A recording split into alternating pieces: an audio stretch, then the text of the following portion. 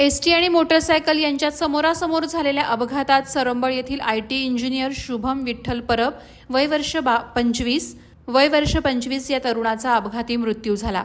गरीब परिस्थितीशी झुंजत येत असताना एकुलता एक तरुण मुलगा गेल्यानं परब कुटुंबियांवर दुःखाचा डोंगर कोसळलाय। स्वभावानं नेहमी हसतमुख असणाऱ्या शुभमच्या जाण्यानं सरंबळ गावावरती तसंच मित्रपरिवारावर शोककळा पसरली आहे।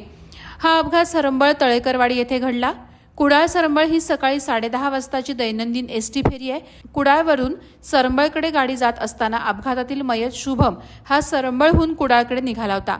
अचानक गाडी समोर आल्याने त्याच्या ताब्यातील मोटरसायकलवरील नियंत्रण सुटल्याने थेट दोन गाड्यांमधील समोरासमोर धडक बसली।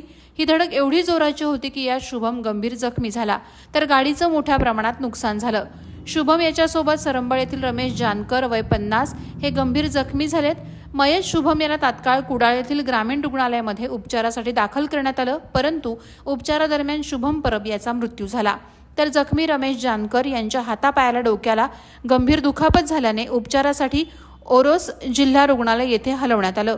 या अपघाताची माहिती मिळताच सरंबळ सरपंच, तंटामुक्ती अध्यक्ष आणि ग्रामस्थांनी अपघातस्थळी धाव घेतली। प्रहार डिजिटलसाठी स्वप्नील कदम, कुडाळ।